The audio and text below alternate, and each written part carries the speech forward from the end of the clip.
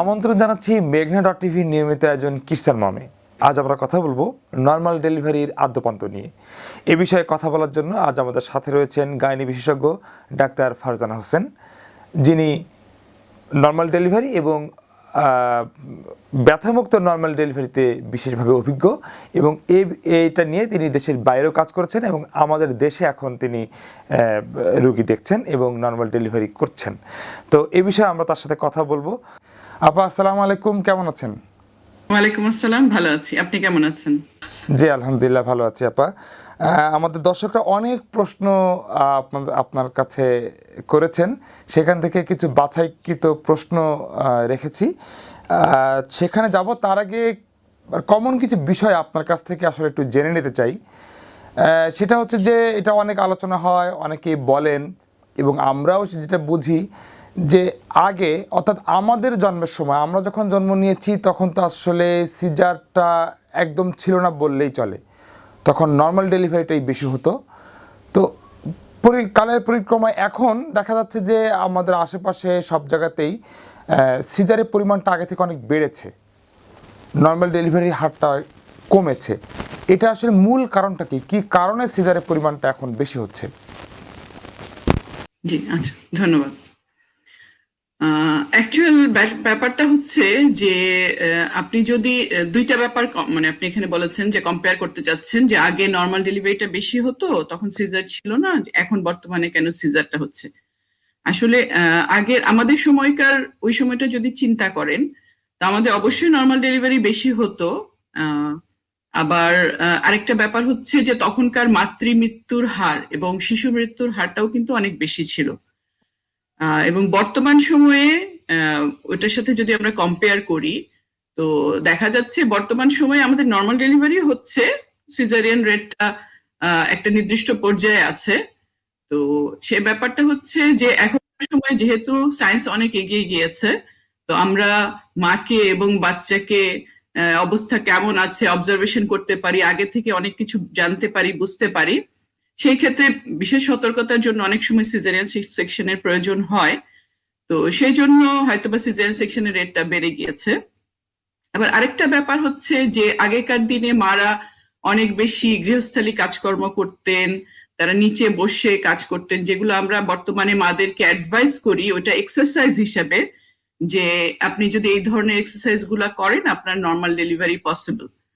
তো এটা একটা ব্যাপার যে বর্তমান যুগে মায়েরা কিছুটা ওই ধরনের এক্সারসাইজ গুলা হচ্ছে না, আমাদের লাইফস্টাইল চেঞ্জ হয়ে গিয়েছে।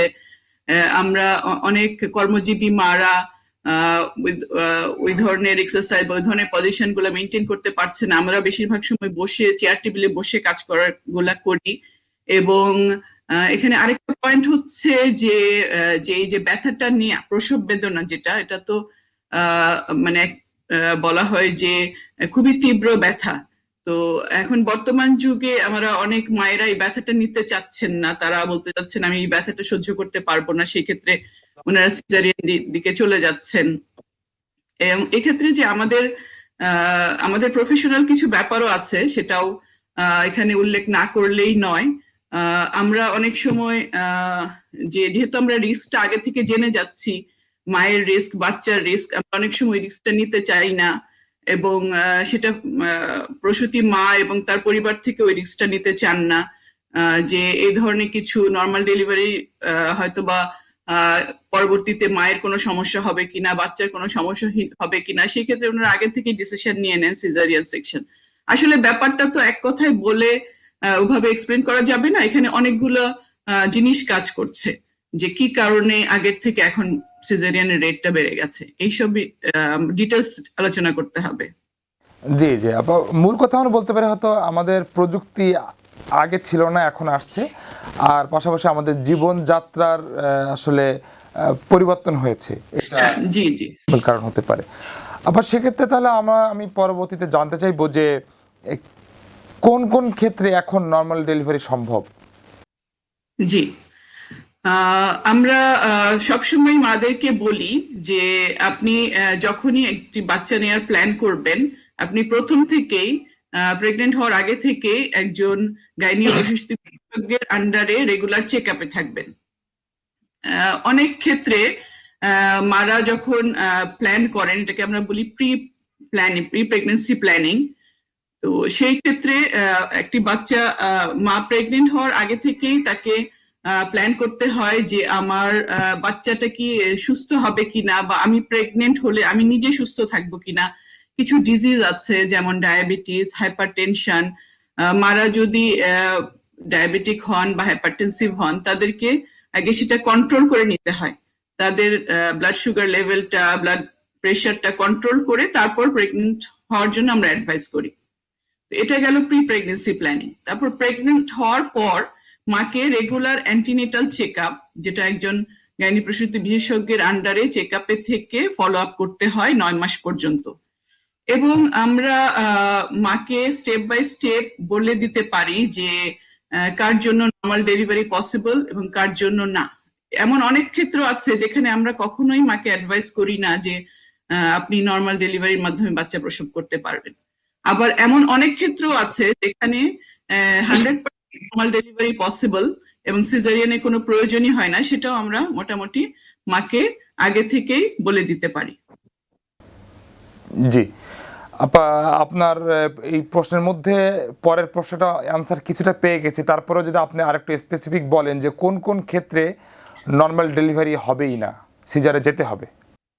জি, আমরা বিশেষ করে বাচ্চাটা যখন ম্যাচিওর হয়ে যায়, দ্যাট মিনস ডেলিভারির ডেটটা যখন আমরা মাকে দেই তার 3 সপ্তাহ আগে 37 উইকসে আমরা মাকে একটা অ্যাসেসমেন্ট করি।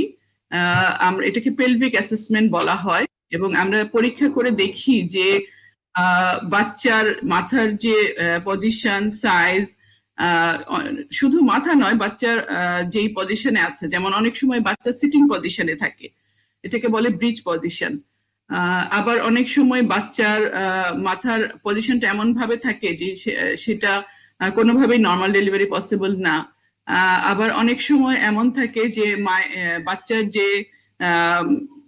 যে পথে বাচ্চাটা ডেলিভারি হবে সেটা প্রপোর্শনেটটা ঠিক থাকে না। এসব কিছু ক্ষেত্র আছে, ওইসব ক্ষেত্রে আমরা মাকে জানিয়ে দিই যে এভাবে নর্মাল ডেলিভারি পসিবল না। আর যদি পরীক্ষা করে দেখি যে ওকে সবকিছু অলরাইট, বাচ্চার পজিশন এবং মায়ের যে ডেলিভারির যে প্যাসেজ, এভরিথিং যখন ঠিক থাকে, তখন আমরা তাদেরকে বলে দেই যে ওকে এটা পসিবল। আবার কিছু কিছু ক্ষেত্র থাকে, যেমন বাচ্চার হার্টবিট বেড়ে যেতে পারে, কমে যেতে পারে, বাচ্চা অক্সিজেন পেটের মধ্যে যখন বাচ্চা অক্সিজেনটা কম পাচ্ছে, এটা আমরা বাইরে থেকে বুঝতে পারি।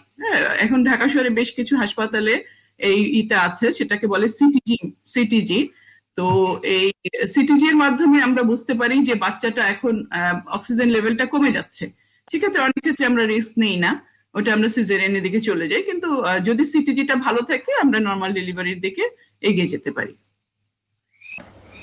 জি আপা, অনেক ধন্যবাদ, সুন্দর করে বুঝিয়ে বলেছেন। আমরা পরে জানতে চাইবো যে নর্মাল ডেলিভারির জন্য তো আসলে একটু মানসিক এবং শারীরিক প্রস্তুতি থাকার দরকার, যেটা আপনি এর আগেও কিছুটা বলেছেন। তো সেই মানসিক এবং শারীরিক প্রস্তুতিটা আসলে পূর্ণরূপটা কেমন হবে? জি, হ্যাঁ, আমি যেটা বললাম যে প্রি প্রেগনেন্সি প্ল্যানিং, এবং মা প্রথম থেকেই তাকে প্রিপেয়ার থাকতে হবে হোল প্রেগনেন্সির জন্য। এবং একজন মা যখন যেহেতু নর্মাল ডেলিভারি এটা একটা ন্যাচারাল প্রসেস, হ্যাঁ, বর্তমানে অনেক মারাই এটা সম্পর্কে জানেন এবং তারা আগ্রহী হন। আমরা নর্মাল, যেহেতু এটা একটা ন্যাচারাল ওয়ে, আমরা নর্মাল ডেলিভারির মাধ্যমে বাচ্চা ডেলিভারি করব। এটা তো অবশ্যই একটা মানসিক শক্তির প্রয়োজন, এবং মাকে ডিটেলস জানতে হবে নর্মাল ডেলিভারি সম্পর্কে। আমাদের অনেক মায়েরা এখন অনেক সাহস করছেন। আমি সবসময় আমার রোগীদেরকে বলি যে নর্মাল ডেলিভারিটা সম্পূর্ণ আপনার উপর ডিপেন্ড করছে। আমি জাস্ট আপনাকে এট দ্য লাস্ট মোমেন্ট আমি আপনাকে হেল্প করতে পারি, কিন্তু পুরোটাই কিন্তু আপনার নিজের চেষ্টায় এবং নর্মাল ডেলিভারিটা এগিয়ে যেতে হবে। এবং আপনি যদি এই সময়টা, দ্যাট পিরিয়ড, দ্যাট মিনস আমরা বলি যে ওই 6 থেকে 8 ঘন্টার যে সময়টা, আপনি যদি এই সময়টা একটু মানসিক শক্তি রাখেন এবং একটু কষ্ট করতে পারেন, তাহলে আপনি সারা জীবন আপনি আরাম করতে পারবেন। আর যদি আপনি এই সময় আপনার মানসিক শক্তিটা ভেঙে যায় যে না, আমি ব্যথাটা নিতে পারবো না, আমার কষ্ট হবে, বা আমি আর পারছি না, আমি জাস্ট শুধু ব্যথাটা সহ্য করতে পারছি না, এই জন্যই আমি সিজারিয়ানে যাব, তো সেই ক্ষেত্রে আপনার যে কোনো ধরনের অপারেশনই তো কারো কাম্য নয়। সেই ক্ষেত্রে ওনাকে পরবর্তীতে একটা অপারেশনের যেসব কমপ্লিকেশন থাকে, এটা সারা জীবন ওনাকে বয়ে বেড়াতে হবে। তো এই জন্য বলছি যে আসলে মানসিক শক্তিটাই হচ্ছে মেইন ব্যাপার এই নর্মাল ডেলিভারির জন্য, এবং মাকে সাহসী হতে হবে যে না আমি এটা পারবো, এবং আমরা ডাক্তার হিসেবে যেই সাহায্যটা করতে পারি ওনার ব্যথাটা একটু কমিয়ে দিতে পারি, এটাই আমরা ব্যথামুক্ত ডেলিভারি করছি। আহ সুতরাং একজন মাকে অবশ্যই নর্মাল ডেলিভারি সম্পর্কে ডিটেলস জানতে হবে, এবং প্রতিটা স্টেপ আমরা যদিও তাদেরকে হেল্প করি, প্রতিটা স্টেপ আমরা দিয়ে বুঝিয়ে দেই, এবং মাকেও আমাদের সাথে সাহায্য করতে হবে। জি আপা, এই ব্যথামুক্ত নর্মাল ডেলিভারি সম্পর্কে নিশ্চয়ই বিস্তারিত জানবো আপনার কাছ থেকে। তার আগে একটু জেনে নিতে চাই যে আপনি যে বললেন মানসিক এবং শারীরিক প্রস্তুতির কথা বলছেন, পাশাপাশি আপনি যেমন বললেন প্রথম প্রশ্নের আনসারে যে আগে মায়েরা বসে কাজ করতো, যেটা এখন আমাদের জীবনযাত্রার কারণে আমাদের অভ্যাস পরিবর্তন হয়েছে, সেক্ষেত্রে কি কোনো শারীরিক ব্যায়াম আছে কিনা, কি কি ব্যায়াম আসলে করতে হয় নর্মাল ডেলিভারির জন্য পুরো প্রস্তুতি হিসেবে? জি, অবশ্যই। আমি আমার প্রতিটা রোগীকে যাদের নর্মাল ডেলিভারি পসিবল সবাইকে আমি অ্যাডভাইস করি যে আপনারা হোল প্রেগনেন্সিতে স্বাভাবিক যে কাজকর্ম আছে ঘরের ওগুলা করে যাবেন। অনেকে ভাবে যে আমি এখন প্রেগনেন্ট, আমি কোনো কাজকর্ম করব না, বা আমি শুয়ে বসে থাকবো। ইভেন অনেক কর্মজীবীরা মারাও বলেন যে ম্যাম আমি কি এখন ছুটি নিয়ে নিব, বা আমি কি ঘরে বসে থাকবো। আসলে ব্যাপারটা পুরোটাই উল্টো। তার যদি কোনো ধরনের কোনো কমপ্লিকেশন না থাকে তখন মাকে আমরা বলি না আপনি স্বাভাবিক কাজকর্ম করবেন, এবং একটা সময় থাকে যেমন বাচ্চাটা যখন মোটামুটি ম্যাচিওর হয়ে যায় তখন থেকে আপনি বরং একটু বেশি কাজ করবেন, এবং তাকে আমরা কিছু বলি যে প্রতিদিন 30 মিনিট করে হাঁটবেন, এবং যখন ডেলিভারির সময় প্রায় কাছাকাছি হয়ে যায় তখন তাদেরকে আমরা একটা পজিশন বলি, এটাকে বলে স্কোয়াটিং পজিশন। বাইরের দেশে কিছু এক্সারসাইজ বল থাকে, হ্যাঁ ওই এক্সারসাইজ বল গুলা দিয়ে ওনারা পেলভিক এক্সারসাইজ গুলা করতে পারেন। আমাদের দেশে এখনো ওটা অ্যাভেলেবল না ওই পর্যায়ে, তো সেই জন্য আমরা মাদেরকে বলি যে আপনারা একটা পজিশন দেখিয়ে দিই, স্কোয়াটিং পজিশন। দ্যাট মিনস আমরা তাদেরকে বলি যে আমাদের নানি দাদিরা যেমন আগেকার দিনে নিচে বসে কাটাকাটি করতেন বা কোনো কাজ করতেন, জাস্ট শুধু ওইটুকুই ওনারা দিনের মধ্যে 2বার করে পেলভিক ফ্লোর এক্সারসাইজটা সকালে 10 মিনিটস, রাত্রে 10 মিনিটস যদি করেন তাহলে যে বাট প্যাসেজটা ওটা মোটামুটি বাচ্চার পজিশন অনুযায়ী আমাদেরকে হেল্প করে যেন ওনাদের ন্যাচারাল যে পেইনটা আসবে, এবং ন্যাচারাল পেইনটা আসলে মোটামুটি আমাদের সাকসেস রেটটা অনেক বেড়ে যায়। যে আমরা আর্টিফিশিয়ালি তাকে ব্যথাটা যে তুলবো লেবার পেইনটা, তার থেকে উনি যদি ন্যাচারাল পেইনটা নিয়ে আসেন আমাদের কাছে সেক্ষেত্রে সাকসেস রেটটা অনেক বেড়ে যায়। সুতরাং এক্সারসাইজের গুরুত্বপূর্ণ এক্সারসাইজের দিকটা আমাদেরকে অবশ্যই চিন্তা করতে হবে। জি আপা, পরে জানতে চাইবো যে আগে তো নর্মাল ডেলিভারিটা বাসায় হতো ধাত্রী বা দাইমা তাদের সাহায্যে, তো ওই প্র্যাকটিসটা তো এখন নেই। তারপরেও যেখানে নর্মাল ডেলিভারির সুযোগটা কম আছে বা কেউ যদি চান বাসায় নর্মাল ডেলিভারি করাতে, তো সেটা এই সময় এসে কতটুকু যুক্তিযুক্ত বা এটার সুবিধা অসুবিধা সম্পর্কে যদি একটু বলেন। জি, আসলে আমাদের দেশে তো ওইভাবে আমরা সবাইকে ওইভাবে ট্রেন্ড করতে পারি নাই। বাইরের দেশগুলোতে যেটা হয় মেইনলি নর্মাল ডেলিভারিটা কিন্তু এক্সপার্ট মিডওয়াইফরাই করান, এবং অনেক ক্ষেত্রে এখন বিদেশে অনেক পেশেন্টরা বলেন যে আমি বাসায় ডেলিভারি করাবো। সেই ক্ষেত্রে তাদের যখন পেইন শুরু হয় ইনস্ট্যান্ট একটা অ্যাম্বুলেন্স চলে যায় তাদের বাসায়, এবং ওদের সব ধরনের যন্ত্রপাত সবকিছু ওনাদের রেডি থাকে, প্রসেস থাকে। কিন্তু আমাদের দেশে যে ব্যাপারটা হচ্ছে যে আমাদের দেশে ওই ধরনের এক্সপার্টিস লেভেল আমরা এখনো তৈরি করতে পারি নাই। যদি ওই ধরনের মিডওয়াইফ থাকে, এক্সপার্ট থাকে যিনি বাসায় ডেলিভারি করতে পারবেন বা যিনি বুঝতে পারবেন যে এখন আর পসিবল না নর্মাল ডেলিভারি, আমার ইমিডিয়েটলি সিজারিয়ান সেকশনে যেতে হবে। অনেক ক্ষেত্রে এমনও হয় যে আমাদের হাতে জাস্ট শুধু 5 to 10 মিনিটস থাকে যে এই সময়ের মধ্যে আমাদের সিজারিয়ানে যেতে হবে। সেই ক্ষেত্রে মায়ের বাসা যেখানে ডেলিভারি হবে তার কাছাকাছি কোনো হসপিটাল থাকতে হবে, বা মিডওয়াইফ যিনি ডেলিভারিটা করাবেন বাসায় তাকে বুঝতে হবে যে এখন এই এই আরেকটু আমাকে যদি আমি আরেকটু এটা একটু দেরি আরেকটু করি। তাহলে হ্যাঁ একটু দেরি করি তাহলে মায়ের লাইফে রিস্ক হবে বা বেবির লাইফে রিস্ক হবে, সেক্ষেত্রে তো ওনাকে স্টপ করতে হবে এবং উনি কোন পর্যায়ে ডিসিশন নিতে হবে যে এই বাচ্চাটা নর্মাল ডেলিভারির মাধ্যমে হবে না, সেই জিনিসগুলো বুঝতে হবে। সুতরাং এখনো আমাদের দেশে ওই পর্যায়ে আমরা যেতে পারিনি। তো এখনই আমি অ্যাডভাইস করব না বাংলাদেশে এভাবে হোম ডেলিভারির। তবে যদি ন্যাশনাল পর্যায়ে ওই ধরনের এক্সপার্ট তৈরি করা যায় তাহলে অবশ্যই home delivery possible, why not. জি আপা, নর্মাল ডেলিভারি আরেকটা বিষয় আছে, সেটা হচ্ছে সাইড কাটা। সাইড কেটে নর্মাল ডেলিভারি করতে হয়। তো অনেক ক্ষেত্রে আমরা শুনেছি অনেকে এমনও বলেন যে সাইড কেটে নর্মাল ডেলিভারির চাইতে সিজারই ভালো। এখন সাইড কাটা ভালো নাকি সিজার ভালো? জি, আচ্ছা, সাইড কাটার যে ব্যাপারটা এটা হচ্ছে যে প্রথম বাচ্চার ক্ষেত্রে হয়। দ্যাট মিনস যখন একজন মা যখন প্রথম বাচ্চা ডেলিভারি দেন তখন তার যে বার্থ প্যাসেজটা এটা তো এটা রেডি থাকে না একটা বাচ্চা ডেলিভারি দেওয়ার জন্য। তো সেই ক্ষেত্রে অনেক সময় আমাদের সাইড কাটতে হয়, সেটা যেন ডেলিভারি প্রসেসটা দেরি না হয় বা এটার মেইন সুবিধাটা হচ্ছে অনেক সময় আমরা অনেক রোগী পাই যাদের বার্থ প্যাসেজ এবং পায়খানার রাস্তা এক ছিঁড়ে যায়, ওই যার জন্য এবং তার হোল লাইফ এটার জন্য সাফার করতে হয়। তো ওইটা প্রিভেন্ট করার জন্য সাইড কাটাটা হয় এবং এটা খুবই সামান্য একটা ব্যাপার, এটা উইদিন 5 to 10 মিনিটস এটা রিপেয়ার করে দেওয়া যায়, ঠিক হয়ে যায়। কিন্তু সিজারিয়ান সেকশন তো হচ্ছে একটা বড় মেজর অপারেশন। তো সুতরাং সাইড কাটার সাথে তো সিজারিয়ান সেকশনের কোনো তুলনাই হয় না।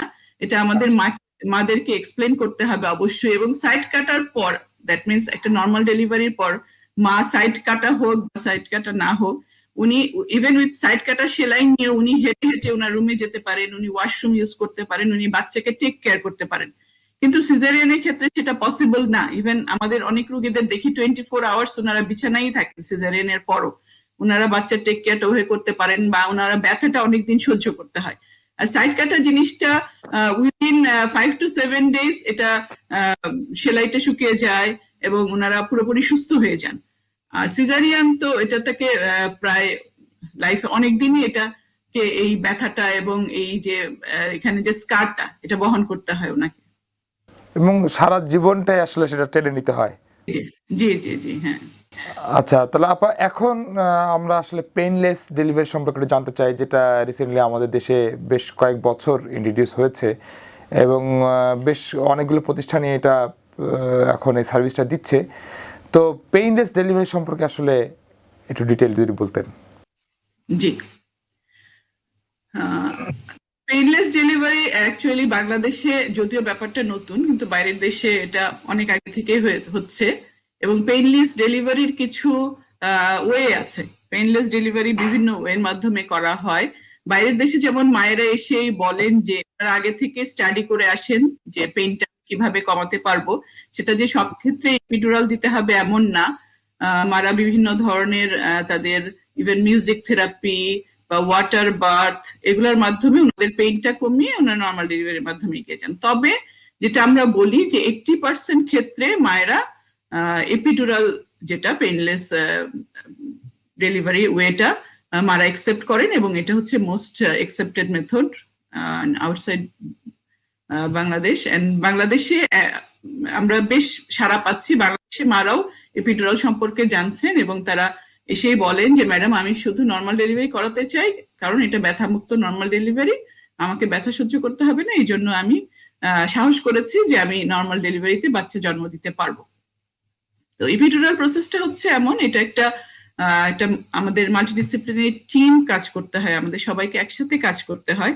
আমরা গাইনোকোলজিস্টরা একটা পর্যায়ে গিয়ে মা যখন ব্যথা সহ্য করতে না পারেন তখন আমরা অ্যানেস্থেসিওলজিস্টকে কল করি এবং উনি একটা পিঠে একটা ছোট্ট ইনজেকশনের মাধ্যমে ওনার ব্যথাটা কমিয়ে দেন এবং ওই ইনজেকশনের ক্যাথেটারটা সহই মা হাঁটাচলা করেন, খাওয়া দাওয়া করতে পারেন, সবকিছু স্বাভাবিকভাবে করতে পারেন।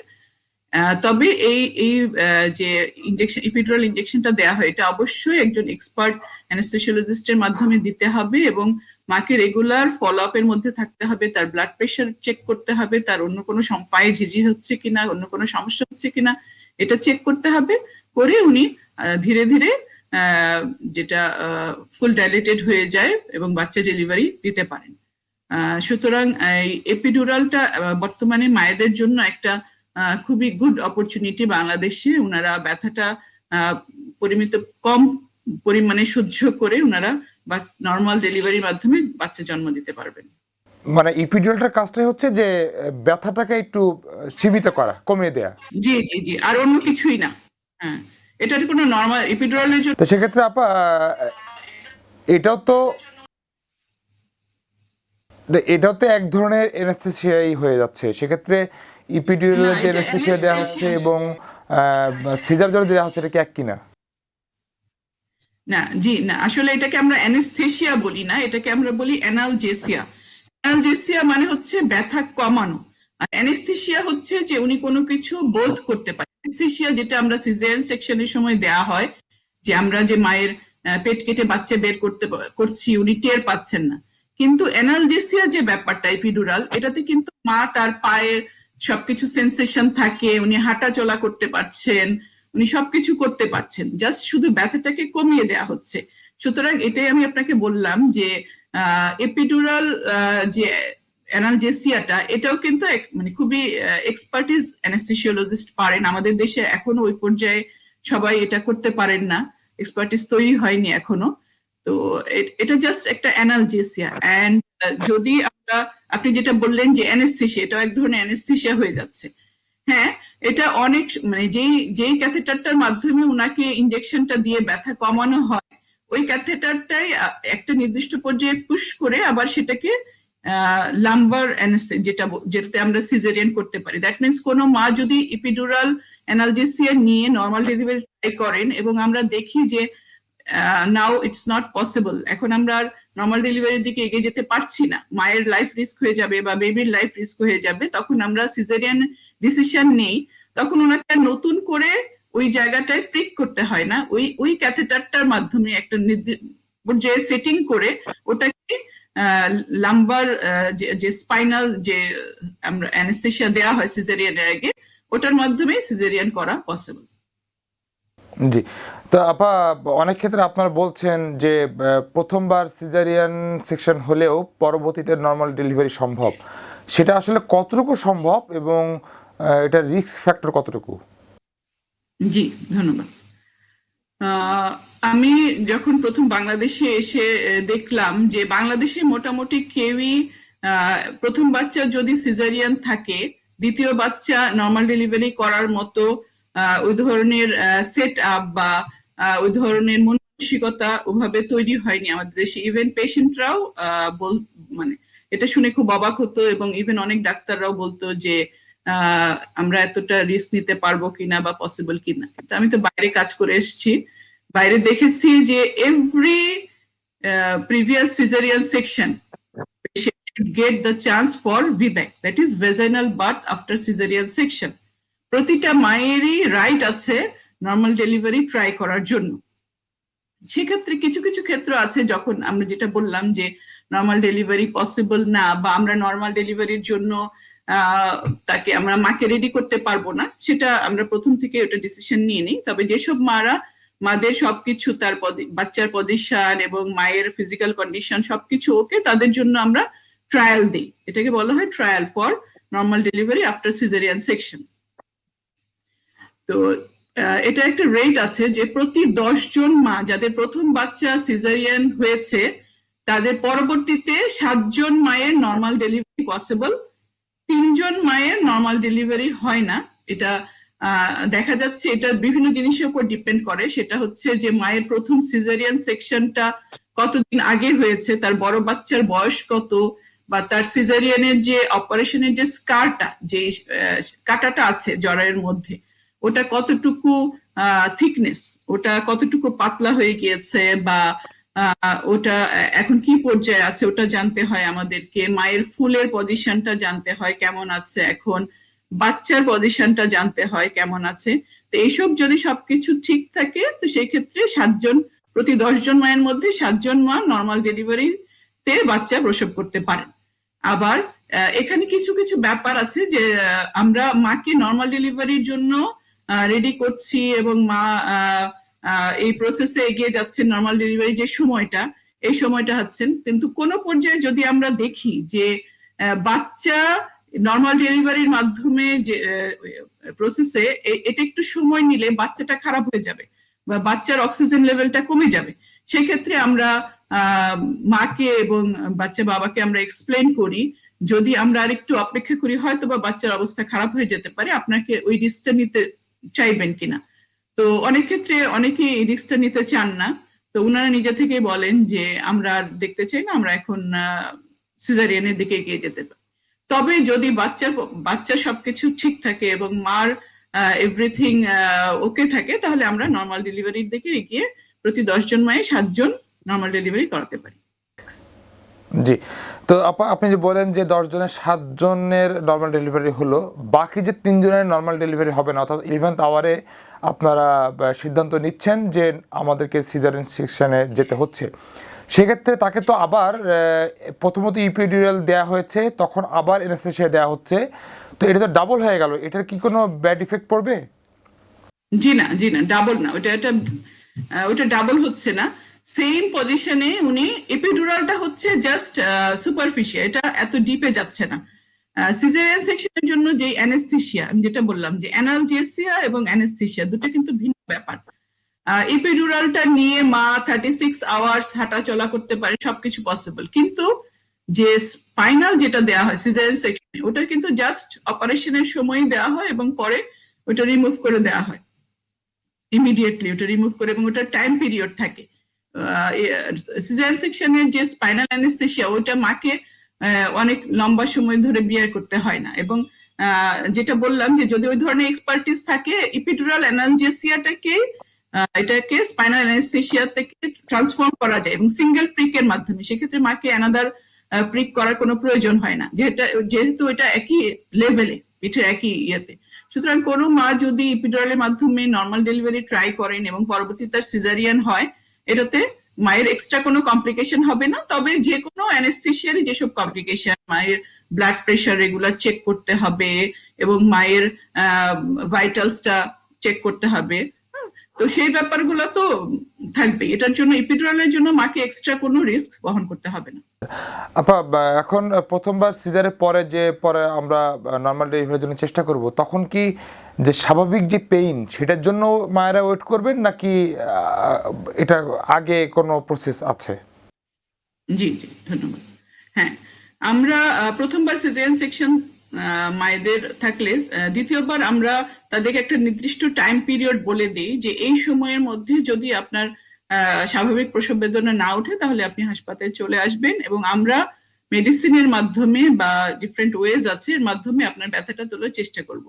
আমরা যেটা চাই, আগের প্রিভিয়াস সিজারিয়ান সেকশন থাকলে মা যেন কখনো তার ডেটটা ক্রস না করেন, কখনোই না, কারণ ডেটটা ক্রস করে গেলে তখন মায়ের যে জরায়ু ফেটে যাওয়ার রিস্কটা অনেক বেশি বেড়ে যায়। আবার অনেক ক্ষেত্রে মাদেরকে বলে দিই আপনার বাসা যদি খুব বেশি দূরে হয়, সেই ক্ষেত্রে আপনি যে এই প্রসব ব্যথাটা নিয়ে বাসা থেকে হাসপাতাল পর্যন্ত আসতে যদি আপনার অনেক সময় লেগে যায়, তো সেই ক্ষেত্রে যে ভেজাইনাল ডেলিভারি আফটার সিজারিয়ান সেকশনের যে মেইন রিস্কটা, সেটা হচ্ছে জরায়ু ফেটে যাওয়ার রিস্কটা, এটা অনেকাংশেই বেড়ে যেতে পারে। সেজন্য আমরা কখনোই মাকে তার ডেট ওভার হতে দেই না। আমরা বেশিরভাগ ক্ষেত্রে 2 সপ্তাহ আগেই মাকে চলে আসতে বলি হাসপাতালে। এর মধ্যে যদি উনি স্বাভাবিক প্রসব বেদনা নিয়ে আসেন, অনেকেই আসেন আমাদের কাছে, তারা ওই 7 জনের মধ্যেই পড়েন বেশিরভাগ ক্ষেত্রে, এবং তাদের সাকসেস রেটটাও বেশি। তো আমরা যদি আর্টিফিশিয়ালি ওনার পেইনটা উঠাই, যেটা আমরা বলি ইন্ডাকশন অফ লেবার, আর্টিফিশিয়ালি যাদের পেইন উঠাই তারা মোটামুটি ওই 3 জনের মধ্যে পড়ে যান। যেহেতু আমরা ওনাকে এত সময় দিতে পারি না যে উনি ওনার ডেটটা ক্রস করবেন বা তারপর ওনার ব্যথা হবে, সেহেতু আমরা আগে থেকেই ডেলিভারির 2 সপ্তাহ আগে থেকেই ওনার ব্যথাটা উঠিয়ে ডেলিভারি করানোর চেষ্টা করি। এক্ষেত্রে সাকসেস রেটটাও আছে, তবে ওনারাই বেশিরভাগ ক্ষেত্রে এই 3 জনের মধ্যে। জি জি, আচ্ছা। তাহলে আমরা আপনার কাছ থেকে অনেক জানলাম আমাদের আলোচনার মাধ্যমে। এর মাধ্যমেই দর্শকদের অনেক প্রশ্নের অ্যান্সার চলে আসছে। আমরা আবার দর্শকদের বেশ কিছু স্পেসিফিক কিছু প্রশ্নে যেতে চাই।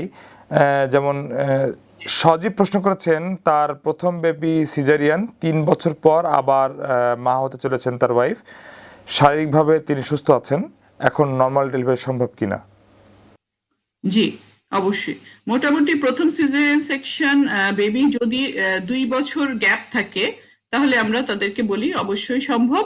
তবে এটা কখনোই মায়ের প্রেগনেন্সি প্রথম দিকে বলা সম্ভব না কি normal delivery possible are not possible. যেই সময় আমরা মাকে অ্যাসেসমেন্ট করি ডেলিভারির মোটামুটি 3 সপ্তাহ আগে, তখন আমরা মাকে অ্যাসেস করে বলে দিতে পারি যে নর্মাল ডেলিভারি পসিবল কিনা। আপা, আমাদের অনেক দর্শক প্রশ্ন করেন যে সব সময় তো বলা হয় যে প্রথমবার সিজারিয়ান হলে দ্বিতীয়বার নর্মাল সম্ভব। অনেকে প্রশ্ন করেন যে 2বার সিজারের পরে থার্ড টাইম কি আসলে নর্মাল ডেলিভারি সম্ভব কিনা আদৌ? না, আসলে যে ব্যাপারটা হচ্ছে পুরো ব্যাপারটাই তো হচ্ছে মাকে মনিটর করা, অ্যাসেস করা।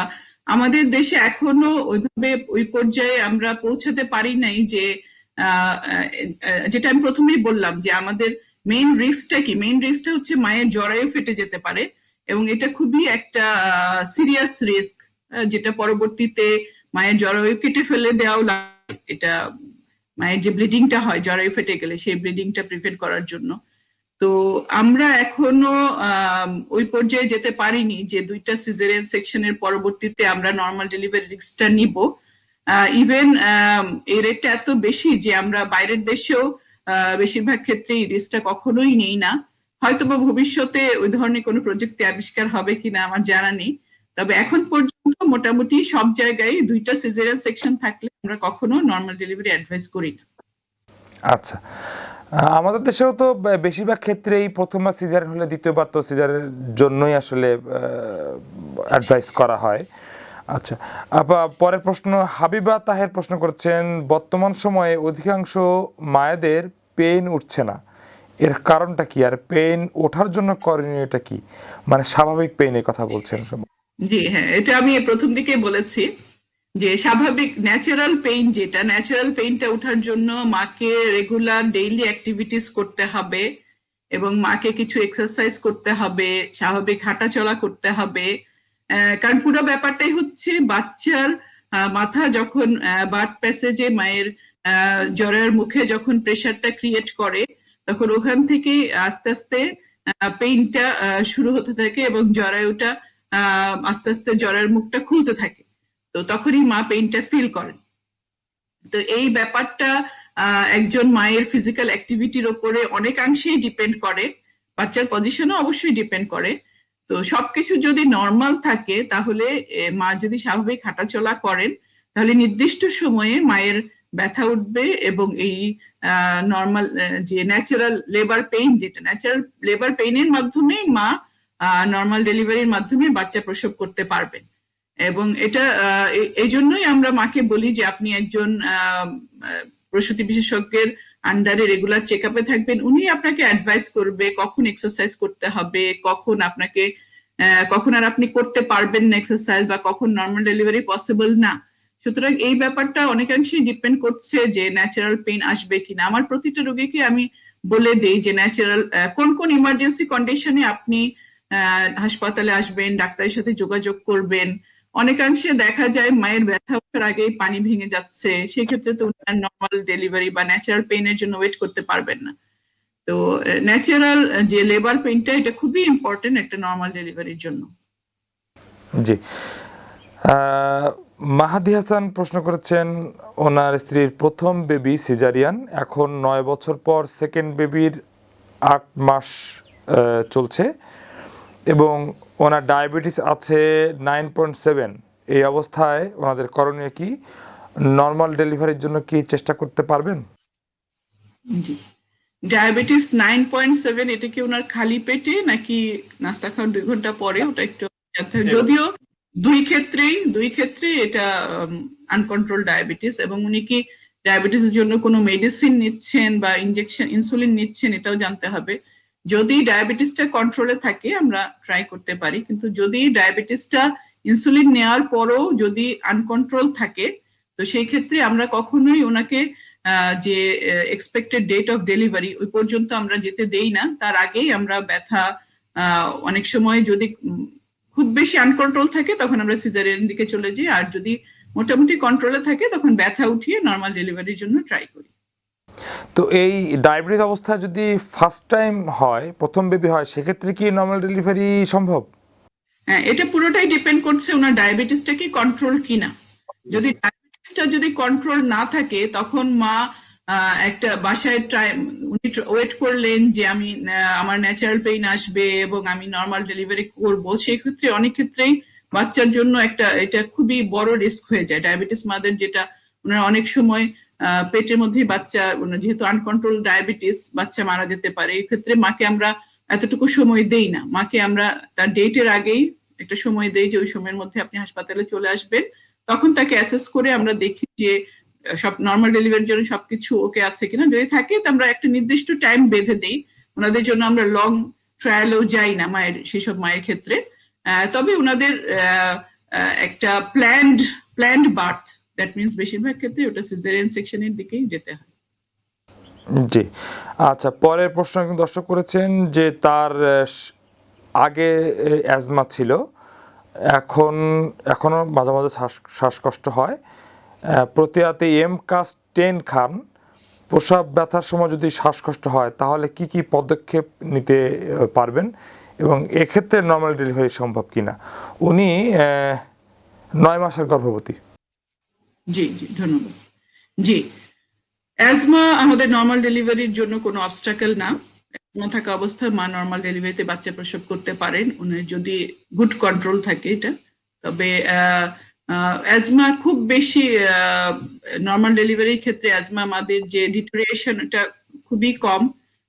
আর উনি যদি হাসপাতালে নর্মাল ডেলিভারি করাতে আসেন সেক্ষেত্রে আমাদের তো সবকিছু রেডি থাকে যে ওনার যদি অ্যাজমাটা আনকন্ট্রোল হয়ে যায় বা ওনার ডিটোরিয়েশন হয়, ওনার যদি শ্বাসকষ্ট হয়, সেক্ষেত্রে কি কি পদ্ধতি অবলম্বন করতে হবে। বরং অ্যাজমা রোগীদের ওনাদেরকে যে অ্যানেস্থেসিয়ার মাধ্যমে সিজারিয়ান করানোটাই বেশি রিস্ক হয়ে যায়। অনেক সময় পোস্ট অপারেটিভ কাফ হয়, অনেক রোগীদের কাশি হয়, সেক্ষেত্রে ওনার আরো বেশি প্রবলেম ফেস করতে হয়। সুতরাং উনি যেহেতু শুধু এমকাস্ট খেয়ে ওনার কন্ট্রোলে আছে, আমার মনে হয় না ওনার ডেলিভারির সময় খুব বেশি, নর্মাল ডেলিভারির সময় খুব বেশি প্রবলেম হবে। অনেক রোগীরা আছে যারা স্টেরয়েড নিচ্ছেন, তারপরেও অ্যাজমাটা কন্ট্রোল হচ্ছে না, সেই ক্ষেত্রে আমরা মেডিসিন বিশেষজ্ঞের সাথে আলোচনা করে পরবর্তী ডিসিশন নিয়ে নিই। জি, নাইমা প্রশ্ন করেছেন, উনি নর্মাল ডেলিভারির জন্য ব্যায়াম সম্পর্কে জানতে চাচ্ছেন, আমরা অন্য প্রশ্নের অ্যান্সারে জেনে নিয়েছি। আর বলছেন যে আমি দৈনিক 40 মিনিট হাঁটাহাঁটি করি, এতেই কি চলবে? জি জি, হ্যাঁ জি, হ্যাঁ নাইমা, হ্যাঁ খুবই ভালো। আপনি দৈনিক আমরা 30 মিনিট বলি আপনি হাঁটেন। আপনি যদি সেটা সহ্য করতে পারেন, সেটাতে হাঁটাহাঁটিতে যদি আপনার ব্যথাটা কোনো ধরনের পেইন ফিল না করেন বা শ্বাসকষ্ট না হয়। অনেক মারা বলেন যে আমি একটু হাঁটলে হাঁপিয়ে উঠি, এটা ওনাদের রক্ত শূন্যতার জন্য, অন্যান্য ব্যাপার আছে। ওটা যদি আপনি রেগুলার 40 মিনিট হাঁটতে পারেন এবং আপনার কোনো ধরনের কোনো সমস্যা না হয়, এটা অবশ্যই খুবই ভালো এক্সারসাইজ। এটা আমরা সব পেশেন্টদেরকে এনকারেজ করি। এটার সাথে আরো কিছু এক্সারসাইজ আছে, পেলভিক এক্সারসাইজ, ওগুলাও করতে হবে আপনাকে। আপা, এই যে গর্ভাবস্থা হাঁটাহাঁটি ব্যাপারটা, এটা কি আপনি বললেন 30 মিনিট বা 40 মিনিট, এটা কি একদিনে টানা করতে হবে নাকি ভেঙে ভেঙে করলে হবে, এবং অথবা কোন সময় এটা করাটা ভালো হবে? জি জি, ধন্যবাদ। হ্যাঁ, এটা আসলে শুধুমাত্র গর্ভবতী মাদের নয়, আমরা প্রতিটা বলি যে এভরি হিউম্যান বিং সপ্তাহে 5 দিন যদি 30 মিনিট করে হাঁটেন, এটা তার শরীরের জন্য এটা খুবই ভালো একটা এক্সারসাইজ। আর হার্টের জন্য এবং সবকিছুর জন্য এটা বেস্ট এক্সারসাইজ। ইভেন অনেক প্রেগনেন্ট রোগী ছাড়া অন্যান্য রোগীরা বলেন যে আমি দৌড়াই বা আমি ট্রেডমিলে হাঁটি, এই ধরনের। আমরা বলি যে না, হাঁটাটা হচ্ছে বেস্ট এক্সারসাইজ। তো সেটা সপ্তাহে 5 দিন 30 মিনিট করে হাঁটলেই এটাই এনাফ। আর গর্ভবতী মাদের জন্য আমরা যেটা বলি যে উনি যেন তার রেগুলার অ্যাক্টিভিটিসে থাকেন, সেজন্য আমরা এক্সারসাইজটা বলি। এবং তার যে বার্থ প্যাসেজটা, যে ওখানে যে তার যে নর্মাল যে ফিজিওলজিক্যাল চেঞ্জ গুলা এবং সবকিছুর জন্য উনি যদি রেগুলার 30 মিনিট করে হাঁটেন, তাহলে এটা অবশ্যই ওনাকে নর্মাল ডেলিভারির ক্ষেত্রে হেল্প করবে। বা অনেক ক্ষেত্রে আমি এমন প্রশ্ন পাই যে মায়েরা একটু ডায়েট করছেন গর্ভাবস্থায় বা কম খাচ্ছেন একটু ভয়ে, যে বাচ্চার ওজন যদি বেশি হয়ে যায় সেক্ষেত্রে নর্মাল ডেলিভারি কঠিন হয়ে যাবে বা হবে না। তো জানতে চাই যে বাচ্চার ওজন কম বা বেশি হওয়ার সাথে কি নর্মাল ডেলিভারির কোনো সম্পর্ক আছে কিনা। আচ্ছা, ধন্যবাদ। আসলে ব্যাপারটা এমন না, ব্যাপারটা হচ্ছে প্রপোর্শন। আমরা যেটা দেখি যে কেফালোপেলভিক ডিসপ্রপোর্শন আছে কিনা, যেটা আমরা ডেলিভারির কাছাকাছি সময়ে হাত দিয়ে পরীক্ষা করে দেখি যে মায়ের যে বার্থ প্যাসেজ এবং বাচ্চার যে হেডের সাইজ প্রপোর্শনেট আছে কিনা। অনেক সময় দেখা যায় ছোট বাচ্চা হলেও নর্মাল ডেলিভারি পসিবল না, আবার অনেক ক্ষেত্রে যে বেশ বড় বাচ্চা হলেও নর্মাল ডেলিভারি পসিবল। তবে একটা নির্দিষ্ট লেভেল তো অবশ্যই আছে। বাচ্চার ওজন যদি খুব বেশি বেড়ে যায়, বিশেষ করে ডায়াবেটিক মাদের ক্ষেত্রে, সেক্ষেত্রে আমরা কখনো অ্যাডভাইস করি না নর্মাল ডেলিভারি। তবে এই পুরো ব্যাপারটাই হচ্ছে যেটা বললাম, যেটা প্রপোর্শনটা আমরা চেক করে বলতে পারি যে নর্মাল ডেলিভারি পসিবল কিনা। জি, মারিয়া প্রশ্ন করেছেন, ওনার 32 সপ্তাহ চলছে, এটা ওনার প্রথম বেবি, বয়স 26, ওজন প্রায় 46 কেজি। 6 মাস যখন চলছিল তখন ডক্টর বলেছিলেন ফুল নিচে আছে আর বাচ্চা উল্টিয়ে আছে। ফুল নিচের দিকে থাকলে কি নর্মাল ডেলিভারি কখনোই সম্ভব নয়? ফুল নিচে যেটা বলতে আমরা মেডিকেল টার্মে যেটা বুঝি সেটা হলো প্লাসেন্টা প্রিভিয়া। এটার বিভিন্ন ধরনের পর্যায় থাকে। তো সেটা ওনার আল্ট্রাসাউন্ডটা দেখলে আমি বুঝতে পারবো। তো এখনো যেহেতু উনি 6 মাস আছে, এখন ওনার হাতে সময় আছে। আমরা 6 মাসে কখনোই ডিসিশন দিয়ে দেই না যে আপনার নর্মাল ডেলিভারি পসিবল না বা আপনার সিজারিনে যেতে হবে। এটা ওনাকে রেগুলার আল্ট্রাসাউন্ড ফলো আপে থাকতে হবে। ওনার ডক্টর ওনাকে অ্যাডভাইস করবে একটা পর্যায়ে, স্পেশালি 36 উইকসে গিয়ে আমরা তখন ফুলের পজিশনটা দেখব। দেখে তারপর ওনাকে ওই সময় যদি ওনার যে ফুলটা ওনার বার্থ প্যাসেজ জ্বরের মুখটাকে পুরোপুরি ঢেকে রাখে এবং ওনার কোনো ব্লিডিং হিস্ট্রি থাকে, সেই সব ক্ষেত্রে আমরা নর্মাল ডেলিভারি অ্যাডভাইস করি না কখনো। আর বাচ্চা উল্টে থাকার ব্যাপারটা যেটা, এটা হলো বাচ্চা সিটিং পজিশনে যদি থাকে, ব্রিজ পজিশন। এখন তো উনি 6 মাস, ওনার হাতে অনেক সময় আছে। একটা বাচ্চা মায়ের পেটের ভিতরে একটা যদি আপনি এটা চিন্তা করেন, একটা বেলুনের মধ্যে পানি আছে, তার ভিতরে বাচ্চাটা আছে। সুতরাং বাচ্চা এভরি টাইম কিন্তু মুভ করছে। বাচ্চার নড়াচড়াটা যেটা মারা পেটে ফিল করেন, যেটা ওনারা মনে করেন যে বাচ্চা পেটে লাথি দিচ্ছে। সুতরাং 6 মাসেই আমরা কখনোই ডিসিশন নিব না যে বাচ্চা ওই সিটিং পজিশনে মানে উল্টে থাকবে। আরো অনেক সময় আছে যখন মা যখন এবং কিছু এক্সারসাইজও আছে বাচ্চা উল্টা বাচ্চাকে নর্মাল পজিশনে নিয়ে আসার জন্য।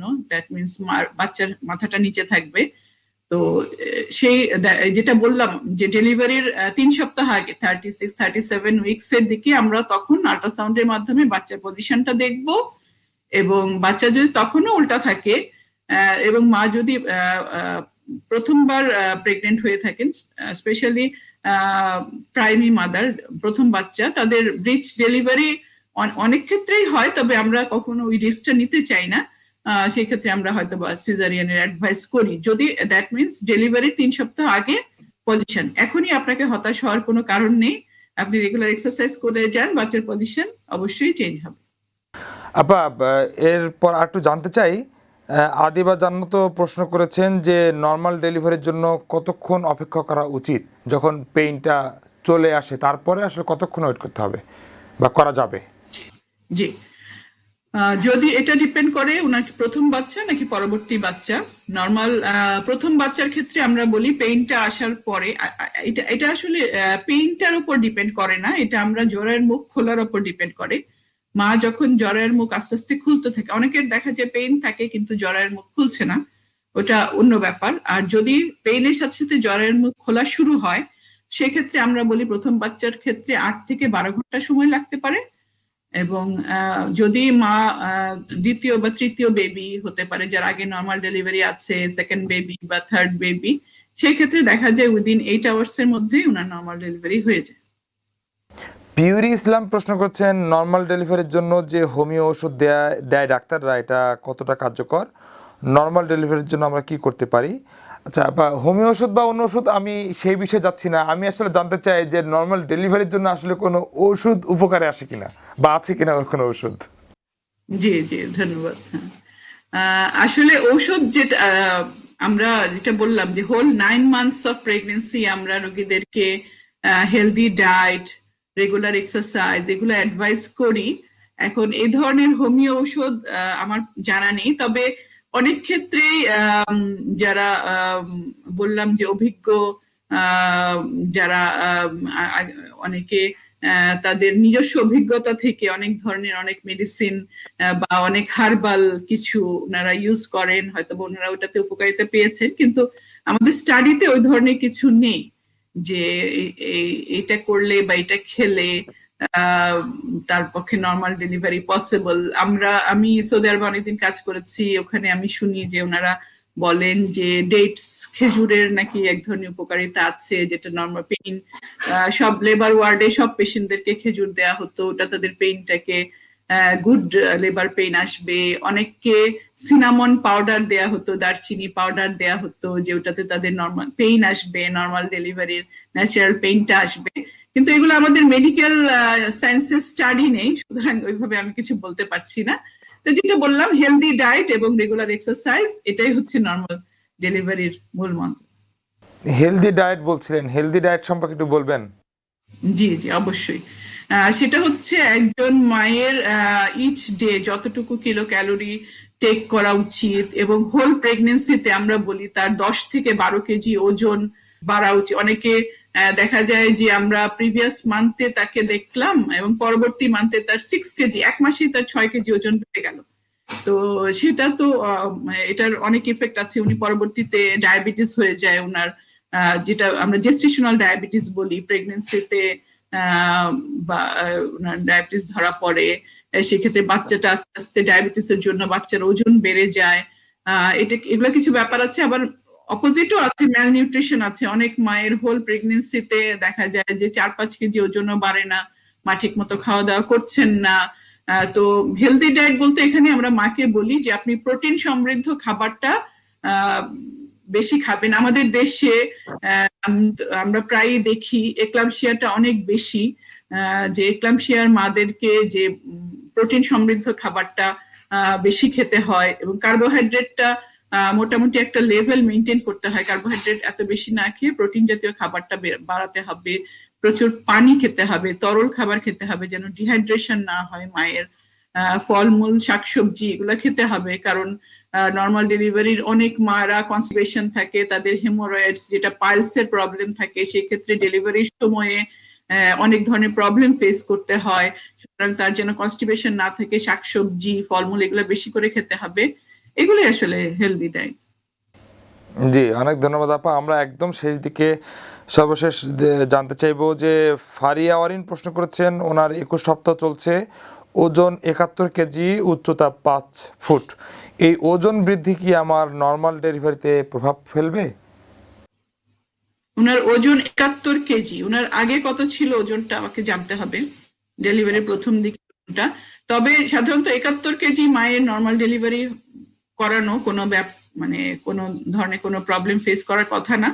আমরা অনেক রোগী পাই যে 120 কেজি, 130 কেজি, তাদের অনেক সময় not for normal delivery only, তাদের সিজারিয়ান সেকশনেও অনেক ধরনের কমপ্লিকেশন থাকে। সুতরাং যেই মায়ের ওজন 71 কেজি এবং হাইট 5 ফিট, তার জন্য আশা করছি সবকিছু যদি ঠিক থাকে নর্মাল ডেলিভারিতে কোনো প্রবলেম হওয়ার কথা না। জি আপা, অনেক ধন্যবাদ আমাদের অনুষ্ঠানে আমাদেরকে সময় দেওয়ার জন্য। অনেক গুরুত্বপূর্ণ আলোচনা করেছেন এবং আপনাকে অনেক ধন্যবাদ। নিশ্চয় আপনাকে আবারও পাবো আমাদের এই অনুষ্ঠানে। ভালো থাকবেন, আল্লাহ হাফিজ। তো দর্শক, এই ছিল আমাদের আজকের আয়োজন। নর্মাল ডেলিভারি নিয়ে A to Z নানা বিষয়ে আমরা কথা বলার চেষ্টা করলাম, আপনাদের প্রশ্নের উত্তর দেওয়ারও চেষ্টা করলাম। এই ভিডিওতে আপনারা যে প্রশ্নগুলো করবেন সেগুলো অ্যান্সার নিয়ে পরবর্তীতে আমরা আরও একটি পর্ব করার চেষ্টা করব। আজ এ পর্যন্তই। আগামী পর্বে আবার হাজির হয়ে যাব অন্য কোনো বিষয় নিয়ে। ততক্ষণ পর্যন্ত ভালো থাকুন, আল্লাহ হাফেজ।